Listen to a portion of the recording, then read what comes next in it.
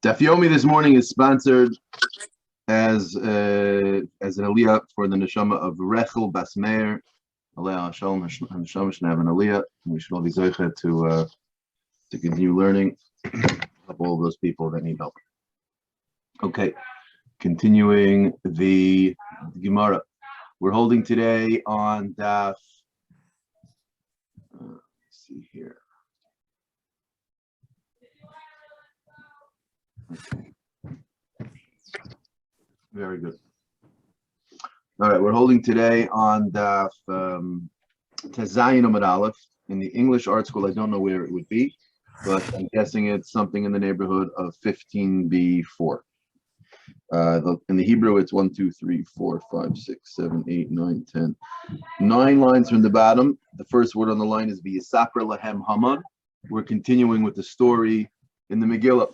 Today's daf is going to continue in that vein, discussing the various different understandings Chazal have and what's going on in the story of Megillah. So we'll pick up from there.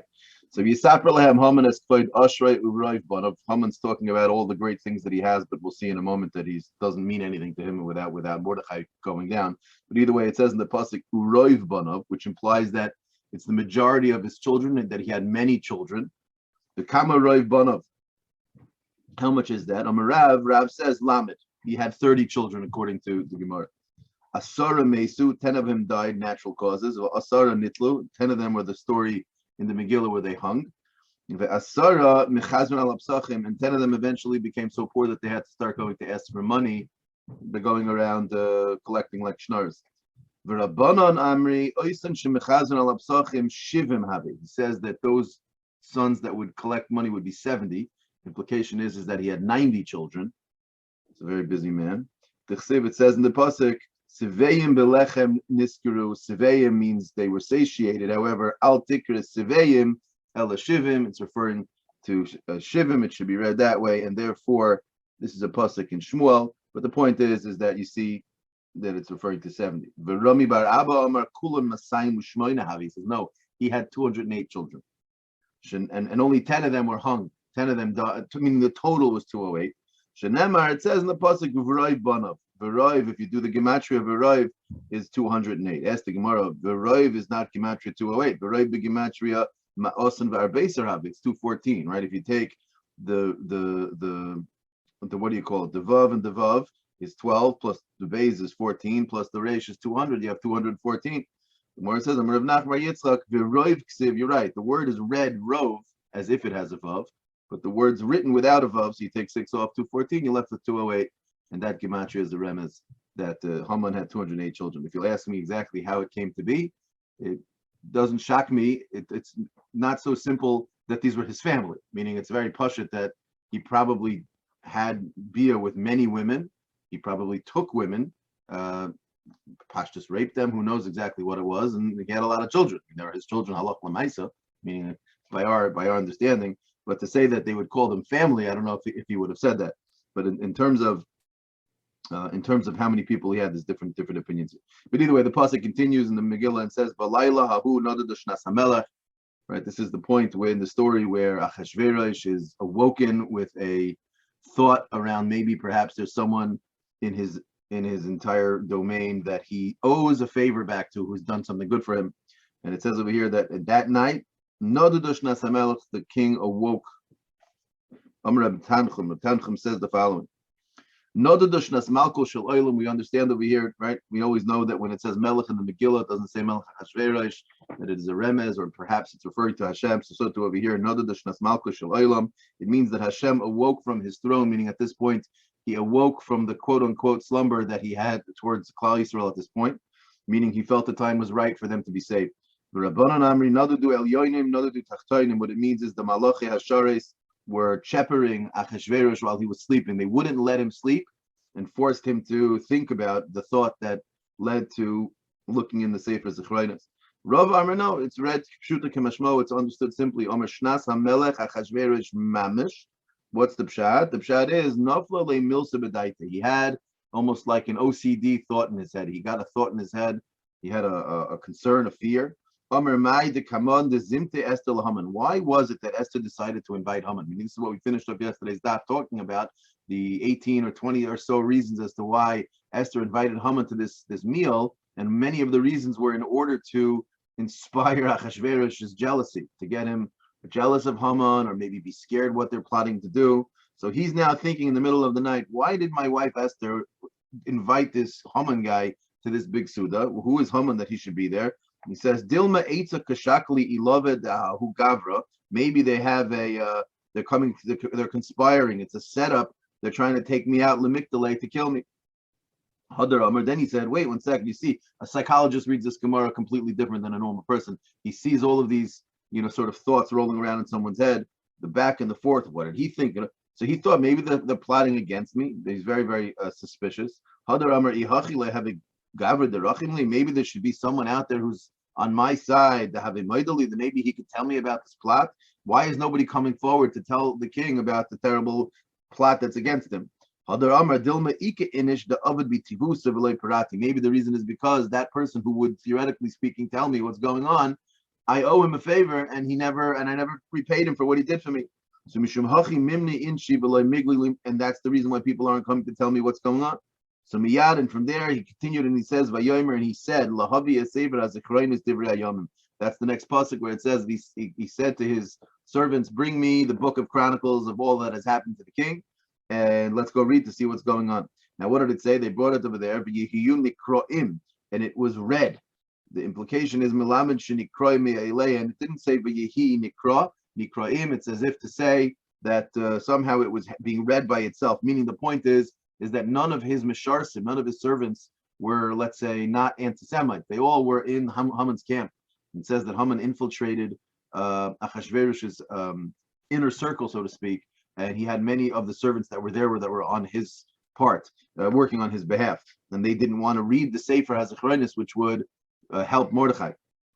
And the pasuk continues, and it says, "V'yimatze kasav," and it's found to have been written. But kasav is really not the right language. It should be kasav mibayale, and therefore they make a drasha melamed sheshimshi moichek v'gavriel kasav. Over here, Shimshi means the name Shimshi. Shimshi was the name of the servant who handled the book of Chronicles for Achashverosh. And what it means is that although it said Mordechai's name in there because of what was written the first time, he would be erasing that, and Gavriel Malach Gavriel would come and rewrite it to make sure that Mordechai gets credit. Interestingly, the Ben Yehoyada on this Gemara over here, he explains, he asks a question. I don't understand. Achashverosh is standing right there. He doesn't see that Shimshi's erasing the name of Mordechai. How's that going to help? So he says, no, the way it worked was they had two books of Chronicles. They had two Divrei Yomim. Sefer Echad, the first Sefer, was sort of like the detailed version of the events, like very, very detailed. Everything was written down. They didn't have internet. They didn't have video. So everything had to be chronicled. But that's a very difficult thing to read if you want to check something out. So what they did was they wrote a second Divrei Yomim that was much shorter, that was like a table of contents, so to speak, that you would read from that one, and whenever you needed to reference something deeper, then you would click read more, and you'd go to the second book. So the Ben Yehoyada says that Shimshi was managing the longer, deeper book, and there was another servant that was with the king who would manage the first book. And so the king would say to him, bring me the Divrei Yomim. He'd bring him the first book, they'd read through it, and they would see in there that, oh, this guy Mordechai, it seems like he never got repaid. So then Achashverosh would say, okay, go find out what the story was. So Shimshi's in the back room, not in front of the king, and he's back over there seeing that Mordechai is about to get repaid for it, doesn't want it to happen because he's a Russia, and so he would change the name. But Gavriel changed it on the way in to Achashverosh, so that it turned out that when he read from the Divrei Yomim in detail, everything would be reflected the way it was supposed to, and that Mordechai would be rewarded properly. Also, Shimshi was the same person who we mentioned earlier in the Masechta, that in the times of Koresh, Cyrus the Great, that there was already a time there that Hashem perhaps could have brought the Geula of Bayesheni already, because he wanted to build the Beis HaMikdash. In fact, they started building the foundation of the Beis HaMikdash, and it was Achashverosh that wrote a letter, a sitna, a scathing letter siding with the Bali Avodah Zarah to not build the Beis HaMikdash, and the sofer who wrote that was this Shimshi fellow. He clearly, and I think in Medrash and Yalkut Shemaini they say that Shimshi might have been another one of the sons, one of the 208 sons of Haman over here. But either way, that's what we learned from the pasuk Kosev and not Kosev. Reb Asi Darash Reb Shila Ish Kfar Tmarta. This fellow, this Tana, this Amira made the following drasha. You see that the words, the written words that are of basar v'dam, of human beings, you see that when they're written, they cannot, when they're written as a good thing for the Yidden, they cannot be erased. Ksav shalamalu, kol shekain, certainly the same thing would be said, if not more, when Hashem gives us a good din, they can't be uprooted. Continues the Megillah, loy nasi imay davar, when Mordechai, Achashverosh realizes that nothing happened to Mordechai, he was never repaid. Amar Rava, loy nipnei she'oyav es Mordechai. Don't think when you read this that Achashverosh had gratitude towards Mordechai because he loved him, but rather he realized Ela mipnei she'soinim es Haman. This entire series of events, at this point, Haman had soured on Achashverosh, or Achashverosh had soured on Haman. He was already starting to feel a little bit, why is Esther inviting him to the party? He started to get a little jealous. So therefore, don't think that this was out of some sort of, good feeling that Achashverosh had towards Mordechai.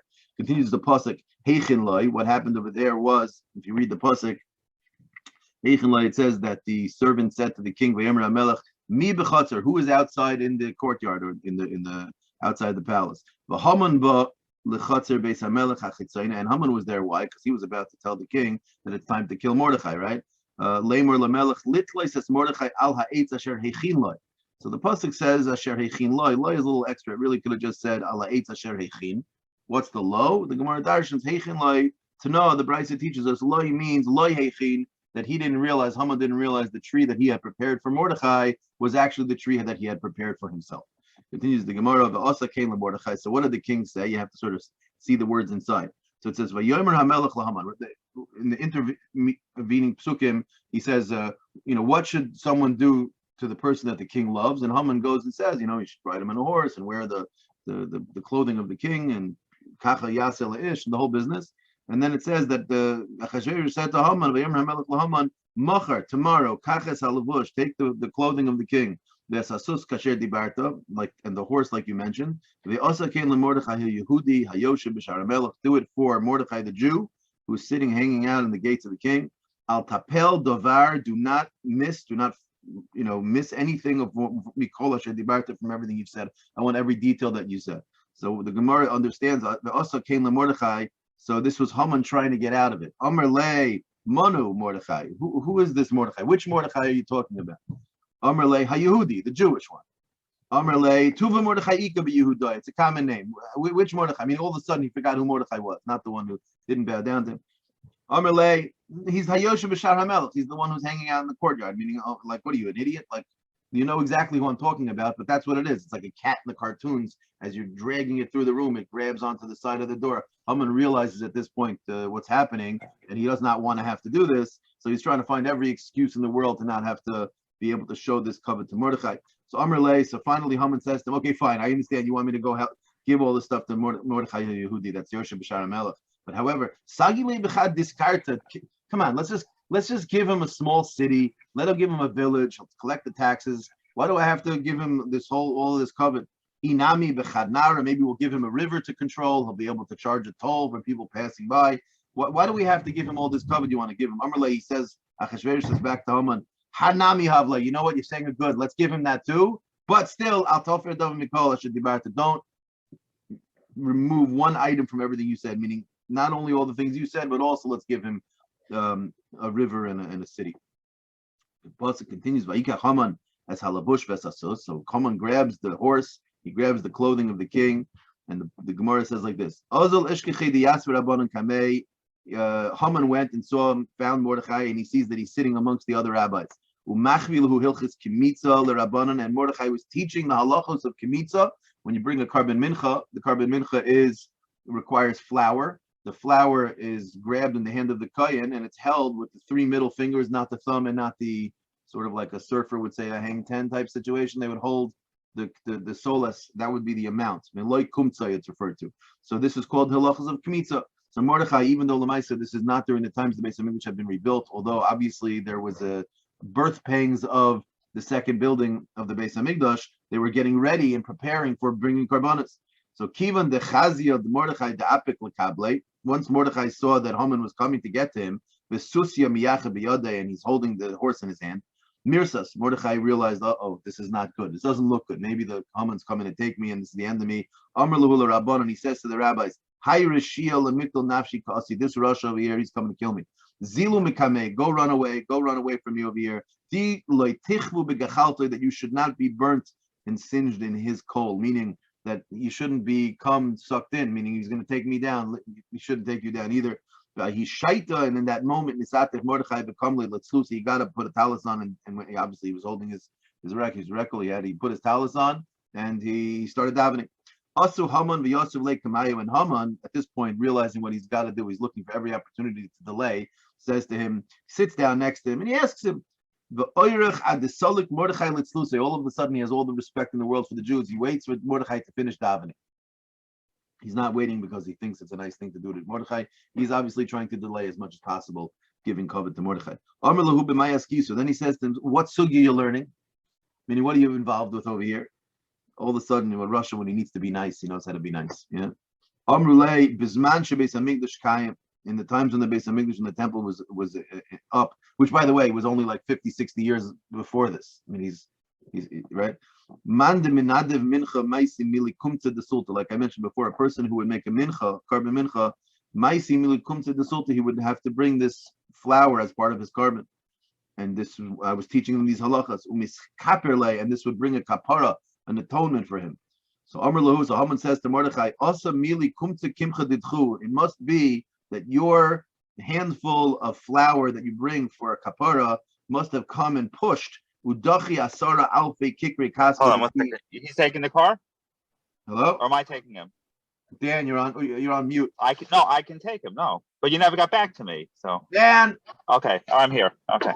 You got to realize you're not on mute, so everyone's hearing your conversation. Just FYI. We're happy to hear it though. It's a wonderful conversation. You might be able to mute everyone, Kevin, from your end. Rev Kevin. Yeah. Okay. Let's see. Yeah. I'm gonna take 8 seconds to try it, and if I can't, I'm not. But I'm interested in the conversation, but yeah. Let me see. Tell me if this works. Yeah, you did it. Okay. All right. But everyone can still hear me. Thumbs up if you can hear me. Yeah. Okay. Wonderful. Very good. So we're in the middle of the story here. So what happened? So Haman is standing in front of Mordechai. He asked him what sugi he's holding, and he says, "I'm holding the Malay Kumtza. I'm talking about the Hilchas Kmitza."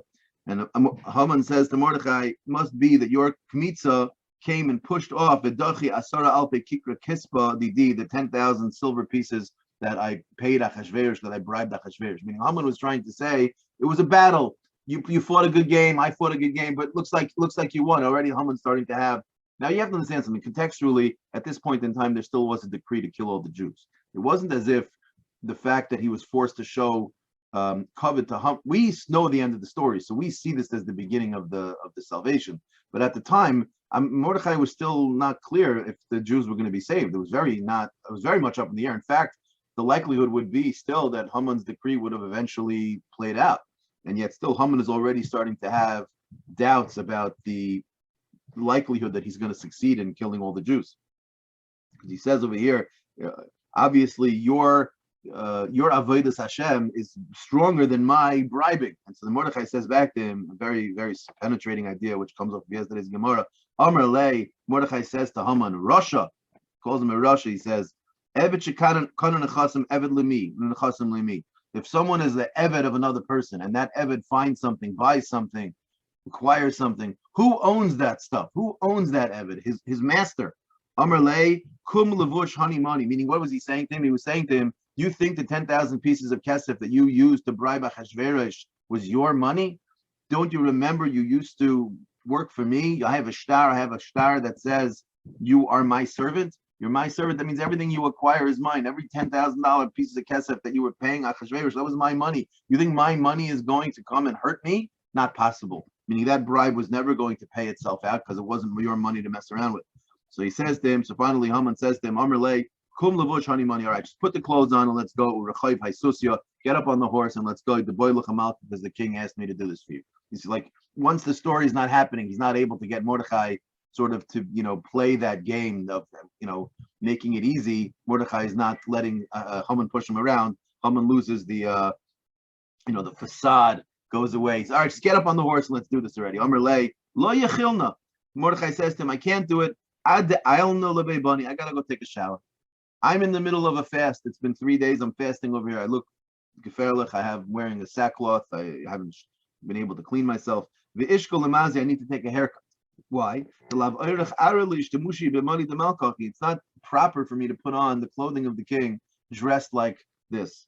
So therefore, Shadra Esther v'asrasinu l'chulu beibani u'l'chulu ummi. So Esther immediately, what did she do? It was a tag team over here. She went ahead and made it a national day off for all barbers and all bathhouse attendants. Meaning what? So now he needs to take a bath, needs to take a shower, needs to get his hair cut, and there's no one there to do any of it for him. So what did he have to do? So Haman had to go in, and not only all of these extra things he had to do, he had to give him a bath. And Haman went and got some scissors from his house, and he gave Mordechai a haircut. You see how much trust at this point he had. I mean, a guy is holding a blade to your head. You don't have to be nervous that I mean, can you imagine how difficult it was for Haman to not just plunge right?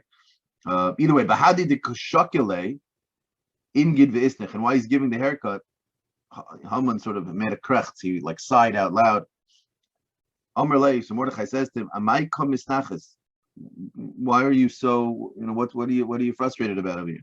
Amr Lei, he says, Gavra da havi choshev le'lemalka mikulu rav ravanoi, a man who was once so high, so up close to the king, hashta lishabe baloni v'sofer, now he's relegated to being a barber and a bathhouse attendant, meaning he was complaining about how he had fallen so low. But Mordechai was there to remind him, Amr Lei Rasha, the lav sapar shel kvar kartzim ha'isa, weren't you once, many years ago, when you were a lowly person trying to make ends meet, weren't you once a barber? Didn't you start in a low place? There's so much musar over here. He's saying to him, don't think that just because where you got to was because of all of your efforts. Hashem made it for whatever reason that you got there, and the same Hashem that made you there made you go back to the beginning. Or the other musar idea is a person has to always appreciate, where he starts, and when he thinks about all of his accomplishments.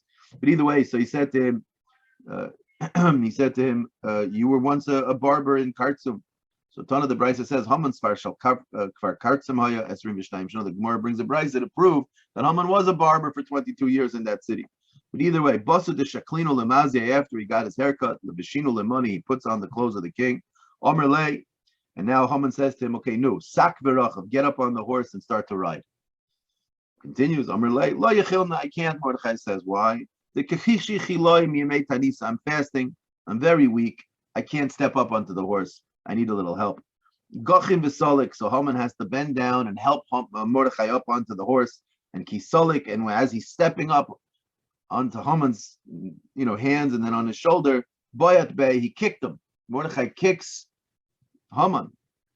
Amar lei. Haman says to him, like sivluchu, does it not say in your Torah, bin poil oivecha al tismach, you shouldn't be happy with the falling of your enemy, meaning he's all of a sudden like, what's his name, Yismach Zichroi, Herman Boring, whatever his name was, who was the propaganda minister. He knew everything there was to know about Tanakh. He understood exactly. Oh, Goebbels, thank you. He knew everything there was to know because he used it to make it crooked, to be able to use it as a source of propaganda against the Jews. Hamanu psukim. He was saying to him, does it not say in your Torah that you shouldn't be happy with the downfall of your enemies? Amar lei. So Mordechai says back to him, you're right. Hani mili be Yisrael. That's true if we're talking about Klal Yisrael. Aval b'didchu, but with you, the pasuk says, Va'ata alba meisemu tidroich, on your high places one shall tread, meaning on you, someone like you. Again, you have to work this out with the Gemara earlier that we talked about. How do you, it says the Malachim, we're going to say Shira when the Mitzrim, when we're in the Nile, not the Nile, when they were being drowned in Yam Suf. And it says over there, Ma'asa Yadai Tfu and B'yah, my creations are drowning in the water. V'atemayim Shira. So you see, we don't sing, we don't have Simcha when Rishayim are brought down. So you have to sort of work out. Maybe that's different when it's a tzibur, when it's an entire nation versus a single person. Maybe it's very different when you're talking about a unique individual like a Molek, where it could be specific. But either way, you have to work that out. The pasuk continues that Haman had to say out loud, this is what one needs to do to force someone who the king loves. Famous Gemara, when Haman was leading Mordechai through the streets, they arrived on Haman's block. Chazise Barte de Kaimi Aigra, and it turned out that his daughter was up on the roof and thought Savra Haide Rachiv Abua, the person on the horse, she couldn't see exactly who was who. She saw someone wearing the king's clothing, knew that it must be her father. Haide Mizgi Kamei Mordechai, and thought that the person leading him was Mordechai. So therefore, Shakla Atzitza de Beis Akise. She took the toilet bowl, basically. She basically took the bowl that they used to go to the bathroom in. V'shadise Aresha Davu, and threw it down onto the person leading, which she thought was Mordechai, but turned out to be her father. Dali Eine. The Chazas Davuahu lifted up the eyes and saw that it was the father. She saw Haman was the one who was doing it. She had such an embarrassment. Nafla me'igra la'ara, and she had quote unquote an accident and fell off the roof. Either she threw herself off the roof, umesa, and she died. So this then is an explanation for what it says in the pasuk. Vayashav Mordechai el Shara Melech. This whole story explains what does it mean that Mordechai went back to Shara Melech, meaning that he was wearing his sackcloth. Amar of Sheshes, Sheshav Lasakei Latanisa. He went back to his tinus, because even though this whole story happened, you have to remember Mordechai is still in the middle of his fast. And then the next pasuk says, "V'Haman nitchaf el beisa," and Haman goes back to his house. Avel in mourning, v'chafui rosh, and he's chafui rosh with his head covered. What does it mean? Avel al bitai is referring to his daughter who had just passed because she fell off the roof, or let's say she committed suicide. The chafui rosh meaning al she'iralei, because he's still dirty from all of the refuse that was thrown onto him. The pasuk continues and says that Haman gets home. And it says ulechol chachamap, right? So it says he told over to all the people that he loves, meaning those who were around him. But then when they gave him the advice, they said they were referred to as chachamim, and the chachamim gave him the advice of you're going to have a very difficult time overcoming this Mordechai at this point. His star is rising. So the pasuk says that Karaluhu, the Gemara says Karaluhu ohava, Karaluhu chachamav. It calls him beloved ones and it calls him wise ones. So why use two different languages to describe him? Rabbi Yochanan says it's because kol ha'omer davar chachma, a person who says something that's wise, afilu ba'umas ha'olam nikra chacham, you can be called the chacham even if you're not from the Jewish people. This is what we say, chachma v'goyim ta'amin. The psukim then continues that the chachma that these servants, or that Haman's servants told him, was that imizera ha'yehudim Mordechai, if he comes from the Jewish Zera, yeah, then you're not going to be able to beat him. Amrulei, these people said to Haman, Imishar Shivatim Kaasi, if he had come from any of the other Shvatim of the Jewish people, Yechaltale, you would be able to defeat him. However, V'imi Shevet Yehuda uBinyamin Ephraim uMenashe, but if he comes from Yehuda and Binyamin or Yosef, right, from Ephraim and Menashe, Lo Yechaltale, you will not be able to defeat him. And by the way, we saw earlier that he's from Binyamin, and according to some opinions, his mother's from Yehuda. So he had two reasons why it would be difficult to defeat him. Now, where do we see that these four shvatim are shvatim that have a special power against their enemies? Yehuda Dichsev, the pasuk says, Yodcha va'oref oivecha, your hand will be greater than your enemies. Inech, and the other three, Dichsev, the pasuk says, Lifnei Ephraim u'Binyamin u'Menashe, oirero es guroscha. You see this, that they will have a special type of strength. Again, the point is that Haman's not going to be able to defeat Mordechai. The pasuk continues and it says, Kinofel tipa elefanov, that he fell down in front of him. The double lashon kinofel tipa. What does it mean when it says that you will fall in front of Mordechai? They were saying to him, Darash Rabbi Yehuda bar Ilai shtei nefilos alolu lama. Why does it mention two nefilos? Amrulai, they said to him, Umazu meshulul la'afar. This Jewish people, they're compared to dirt. Umeshulul la'kachavim, and they're compared to stars. Kishehin Yarden, when they do bad, Yarden adafar, they do really bad. Ukishehin Oilen, but when they do good, Oilen ad la'kachavim, they don't. There's no limit to how good they can be. Which it's just true in general. You just see that.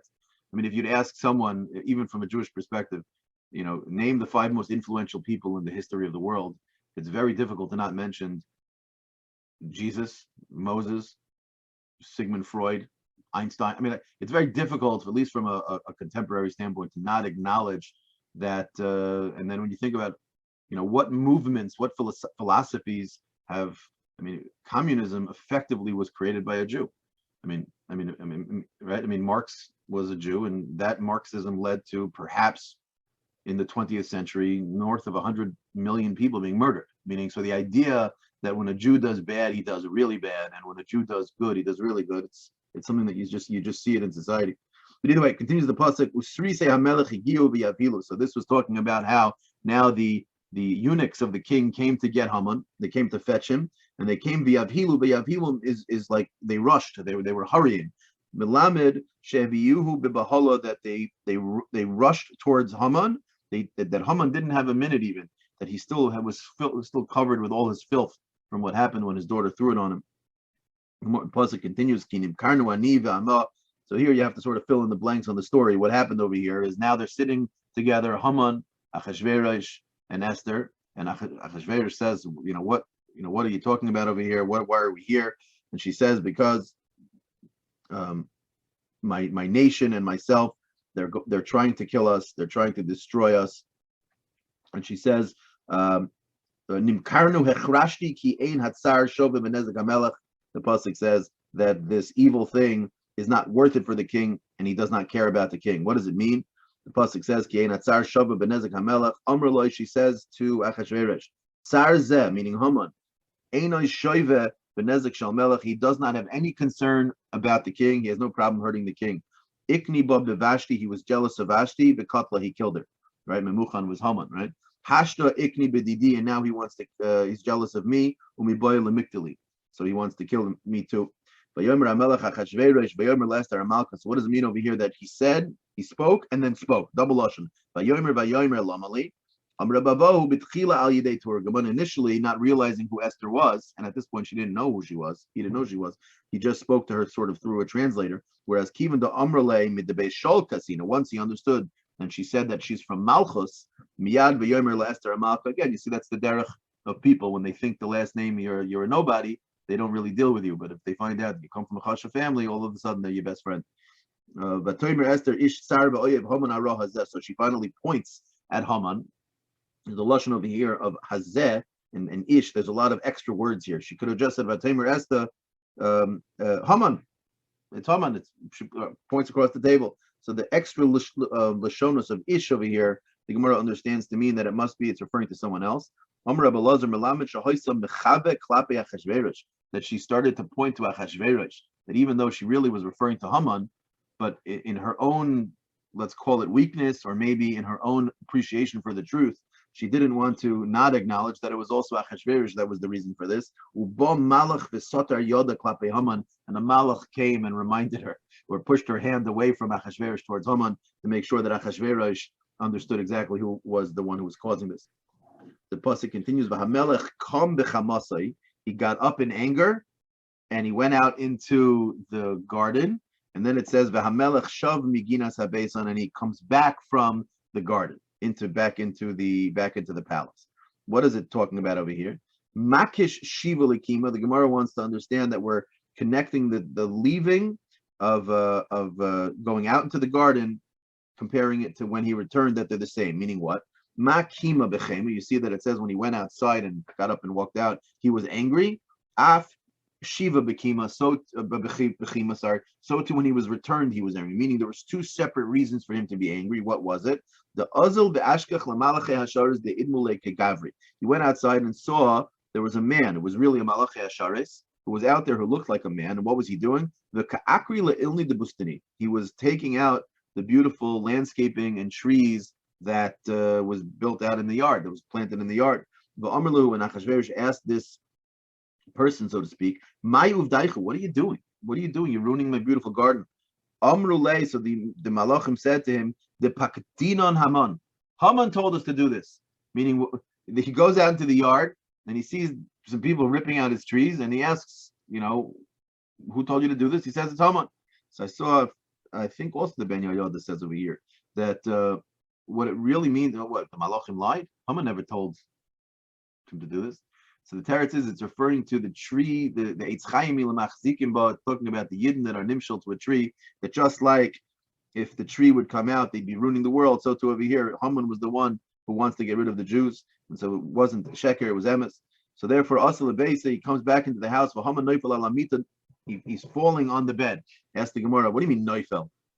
Nafel mibayale, he fell on the bed. So the Gemara says over here also, Amar Rebbe Lazar Melamed Shabbat Malach veHipilo Yaleh. So both things. Achashverosh goes outside, and there's a Malach Hashem who's ripping out the trees, causing the Achashverosh to be angry at Haman. So too when he comes back inside, the Haman wasn't trying to be with Esther, but rather the Malach pushed it to make it look like he was trying to be with Esther.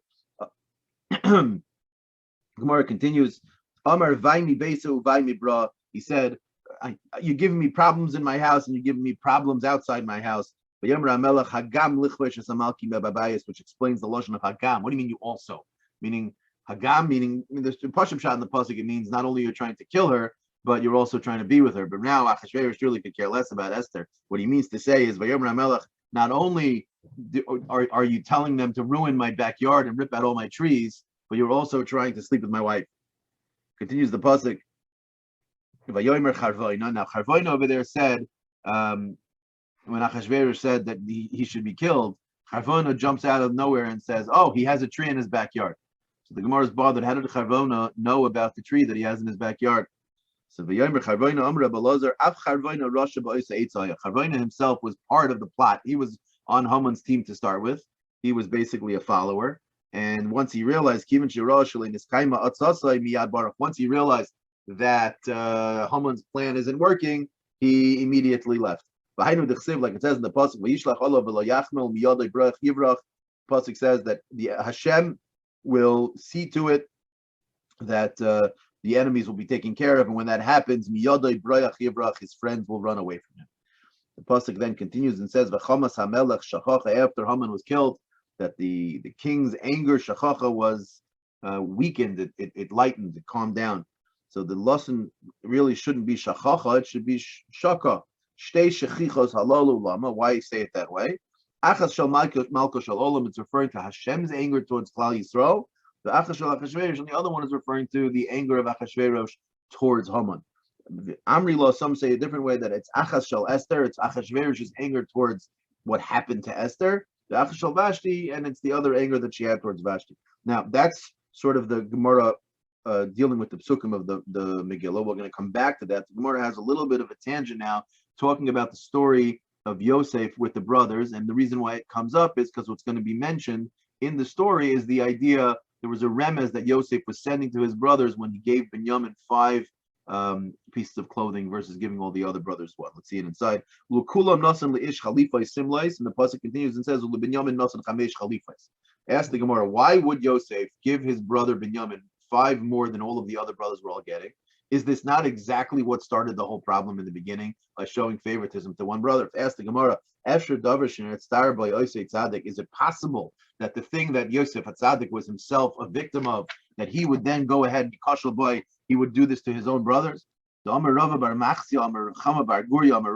it not said, for just the little extra wool that was used to make the Ketainas HaPasim, the special technicolor dream coat of Yosef HaTzadik?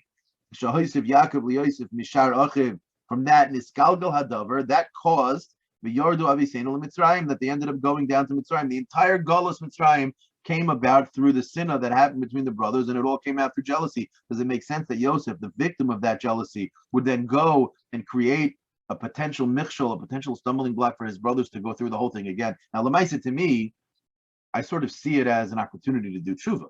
Meaning, what's tshuva? The Rambam says, a person who's brought to the exact same situation that he had before, and now he's not affected by it. And if you learn the story of Yosef and his brothers, you can find many, many more Ramazim like that, where what Yosef was trying to do in the best way he can, when they didn't know who he was, give them an opportunity to experience as much of a repeat of what had happened the first time. But either way, the Gemara is bothered that Yosef would be the one doing this. The Gemara says, I'm Rabbi Yomi Bar Yefes, so let me explain to you, Avadanisht. First things first, there would have been no jealousy with Binyamin, the Rishonim explained, because Binyamin and Yosef had a unique connection because they both shared a father and a mother. They both came from Rachel, whereas before it was really all fighting over the attention from Yaakov. Whereas over here there really was no jealousy, but rather what was he doing by giving Binyamin 5 pieces of clothing and the rest of them only 1? Ramaz, like he was hinting to Binyamin without letting him know exactly what was going on, that She'asid ben Lates Mimenu, that there's going to be a child, a descendant of yours, Sheyatzim milifnei hamelech, that will come in front of the king, b'chamisha levushe malchus, with 5 pieces of royal garments. Shenemar, like it says in the pasuk. What does the pasuk say? Mordechai yatzim milifnei hamelech, b'levush malchus. Now, what did he come out with? Tcheles, b'chur, b'ateres zov gedoyla, b'tachrich butz, b'argaman. So you see, he had 5 different things that he came out in front of Achashverosh with. So that was the remez, and that's why it's brought up in our Gemara. Once we bring it up talking about Yosef, let's discuss that story a little bit. The pasuk says, yeah, I jumped the line. Sorry, but the pasuk says, "Vayipol al tzavare binyamin echav," that Yosef cried on the necks of Binyamin. What does it mean that he cried on the necks? What's the tzavare? It sounds kama tzavar and havale Binyamin. How many necks did? I love the sarcasm of the Gemara that he couldn't just ask tzavari lamali, right? How many necks did Binyamin have? Amar Rabbi Elazar bacha al shnei mikdashin shasid and liyos bechelko shel Binyamin. He was crying over the two future batei mikdashos that were going to be built and ultimately destroyed Vasidim Licharav in the Chelik of Binyamin, which was where the Batei Mikdashos were built, and that's why it mentions next, because it's referring to that. Ubinyamin Bach al Tzavarav. So then, how do you explain the coming back, right? Meaning, why did Yosef? He went on Binyamin's necks. Why was Binyamin crying on Yosef's necks? He doesn't have necks.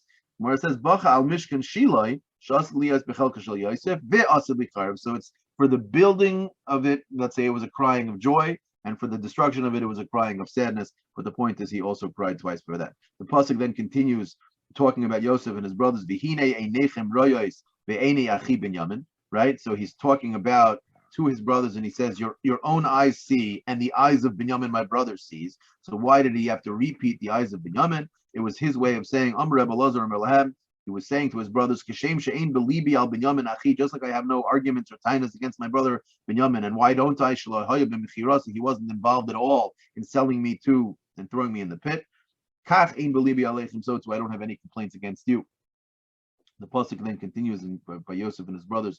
Ki pi hamidaber aleichem. This was the end of that pasuk, and it says, "Ki for pi my mouth hamidaber aleichem." For surely I am the one speaking to you. They make a play on the words ki pi to put it together. Kifi. In order that Cain be, just like kipi in my mouth, so too in my heart, meaning it was just an emphasis that it's not just the words that I'm saying, but deep down, I'm authentically telling you that I hold no grudges against you. You're my brothers. And then it says, that Ula Aviv, and for Yaakov Avinu, Shalach Kizos Asarach Hamorim, have him send 10 donkeys, no simituv Mitzrayim, sending it with the best things of Mitzrayim. Asked the Gemara, "My mituv Mitzrayim, what is the best thing of Mitzrayim?" Amr Binyamin Bar Yefes, Amr Elazar, Shalach lo yayin yoshin, sent him some really old wine, and old here means like a fine aged wine. Shadas keinim noichemanu, that since Yaakov was an older man and he was a zakeh and he was a chacham, he would appreciate this wine more than others. Either way, the pasuk continues over there. Vayelchu gamochiv vayipul lefanav. It says that his brothers went and they bowed in front of him. Amr Binyamin Bar Yefes, Amr Elazar, Hainu da Amri Inshi. This that the brothers came and bowed in front of Yosef. It's a kiyum. It's a fulfilling of the phrase that people say. What's the phrase? Ta'ala, a fox, be'idne, in its time, sogidle, even he gets bowed down to. Meaning the implication is that even a lowly fox has his moment. Everyone gets their 15 minutes. Ask the Gemara, I don't understand. Ta'ala, you're calling Yosef a fox? Implication is that his brothers are on a higher madrega than him. How is he any lower than his brothers that you would call him the fox in this situation? Ella itmar, if it was stated that there's a kiyum of that phrase, it must have been said on a different pasuk. Hachi itmar was on the following pasuk. The pasuk says, "V'yishtachu Yisrael al rosh amitu." When Yaakov was dying, he was on his deathbed, and at the end it says, "V'yishtachu Yisrael," that he bowed down to Yosef at the head of the mita, at the head of the bed.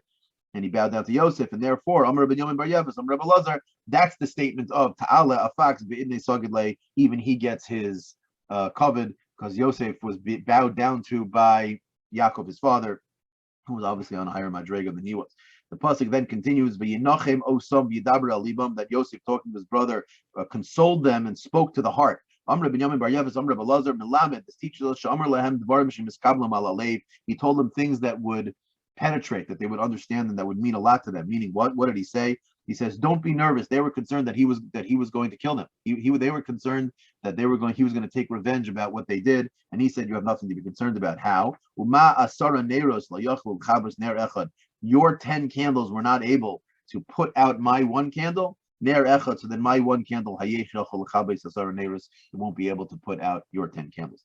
Let's get back to regular scheduled programming of the Megillah. At the end of the Megillah, it says that the Jews were happy, they had light, they had happiness, and more happiness, and a lot of happiness. Yeah. So how do we understand the repetition in the pasuk? Each one of these is referring to a different thing. Amr Yehuda. Oyra zutayra. Oyra is referring to the Torah. V'chein hu oymer, like it says in the pasuk. Kiner mitzvah. V'tayra or Torah is referred to as light. Simcha in the pasuk, what's it referring to? Is a Yom Tiv, and how do I know that it's talking about Yom Tiv? That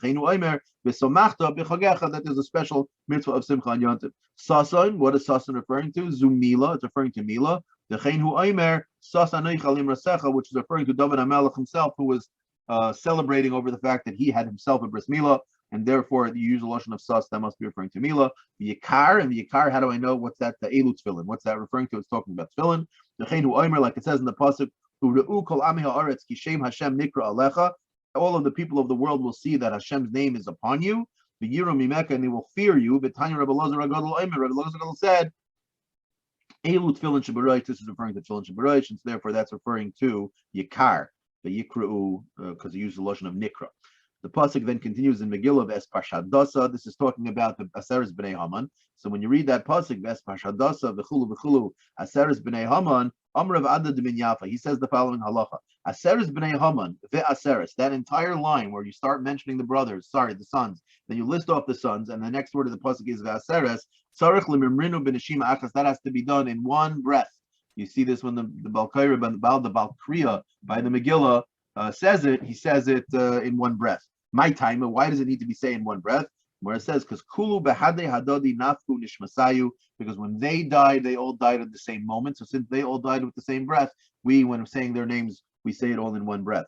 Amr Yochanan, vav de vaizasa, the vav of the vaizasa, the son of Haman, that vav, tzarech lemimtecha b'skifa, needs to be extended like a pole. It needs to be elongated. It needs to be made longer. Why? That's not why. Kimurdia delivers, like the oar of a ship in the rivers, meaning it needs to be like extended really long. What's the reason? My taima kulu bechatzkifa is the kifu, because since they were all hanged on one pole, we need to have that vav extend beyond that. Rabbi Chanina bar Papa Darash Rab Shila Ish Kifar Tamarta Kol Hashiras. All of the songs, meaning we have Megillah, we have Hazinu, Shiras Hayam. There's a series of songs throughout all of Tanakh.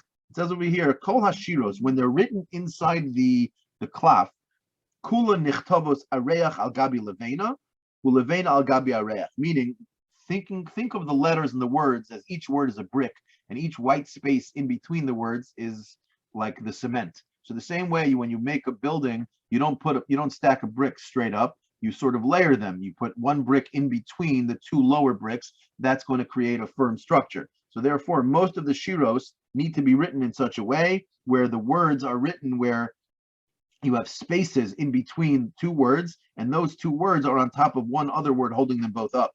Whereas chutz mishirazu, but that's not true for this part of Megillas Esther, where we talk about the 10 sons, umalke Knan, which is talking about when Yehoshua defeated all of the kings of Canaan. And those psukim, they have to be sha'areach al gabi areach, ulevena al gabi levena, which if you look in the Megillah, you'll see the 10 names of Haman's sons are one right on top of the other, on top of the other, on top of the other. They're not done the way we normally would do with, let's say, bricks. Now, my time, why is it that these two stories have to be written into their separate ksuvim that way? So that there should be no getting up from their downfall. Meaning what? Meaning a wall, when it's built with bricks and you build it the way we normally do it with bricks, it stays, it has structure to it, because by building it offset each row of bricks, it ends up having a kiyum. Mash'enkin, if you were to just take the bricks and pile them straight up, once it gets too tall, eventually that wall is going to fall. It'll have no kiyum. So therefore, we want to make sure that when we're referring to these people who had a downfall, that their downfall stays down. It does not come back up. The pasuk then continues. This is a very interesting pasuk. The king says to Esther, and he starts off by saying, Esther had just requested, she wants more. She wants to be able to go out into Shushan. She wants an extra day.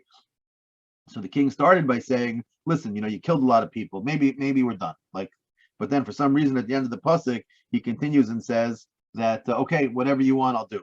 So why did he all of a sudden change in the middle of the pasuk? From here we learned that a malach must have come and hit him on his mouth to make him talk the way we wanted him to talk. So